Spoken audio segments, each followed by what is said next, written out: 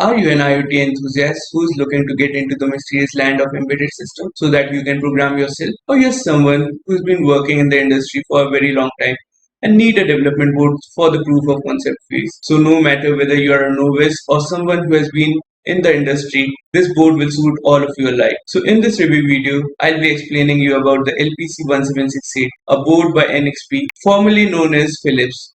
So in this review video, I'll be explaining you its features, functionalities, potential use cases, and also how you can develop or program the board through Embedd's online IDE platform. So hello, this is Sharad. Welcome to a new video of Circuit Digest, and let's get started. This development board comes in a cardboard box. Opening the box, the first thing that we can see is a setup guide. It tells us about all the equipments we need: an embed board, a computer. The next thing is the embed board itself. We'll come back to the board later. Next, we have a couple of cards, one made out of plastic and another made out of paper, which is telling us about different input-output pins and peripherals of the board. The next thing in the package is a USB-B mini type connector, which we'll use to connect the development board with the computer. We'll use it later. So the final thing that we get in the box is an embed sticker. So that's all the component we have in the box.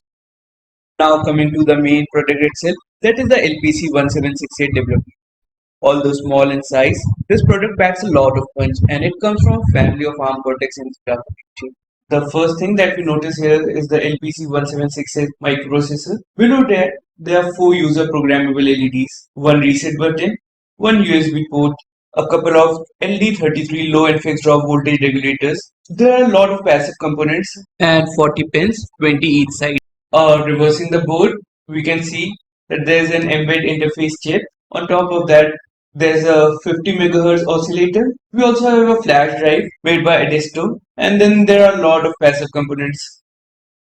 This board has basically 2 processors, one ARM Cortex-M3 and an extra processor at the back of the board called Embed Interface Chip, which is essentially for providing the USB connection to the host. A physical UART connection exists between the target and the interface, which is relayed over the interface USB serial port. It also helps in programming the ARM processor through the JTAG. It also helps in USB to UART conversion. So when you connect a USB cable to computer, you see both embed board as a USB to serial device as well as a USB flash drive. This is where the embed becomes handy, as when you like to program the embed, you just transfer the image file to the flash memory. The flash memory is read by embed interface and it takes care by programming the binary image file to the LPC1768 microprocessor. Coming to the GPIOs and peripherals, this board has got a lot to offer. As we can see, it has an onboard Ethernet, a USB that acts as a host and a client, as well as OTG.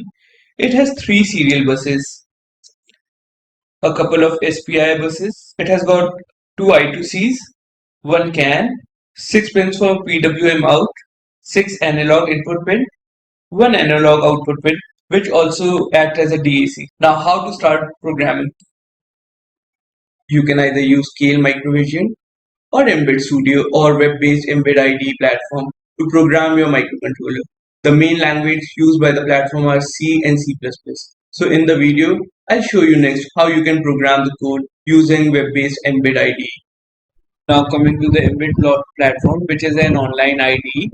In some time, I'll be showing you a very easy example called Blinky, where you program one of the LEDs to light. It is very similar to Hello World of microcontrollers.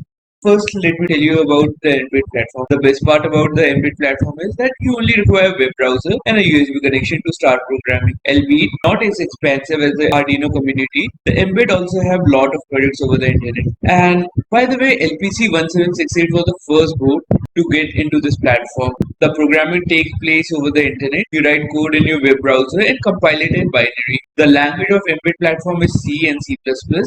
Hence, anyone with a very basic knowledge of programming can get started with Embed programming. There are libraries which are easily available.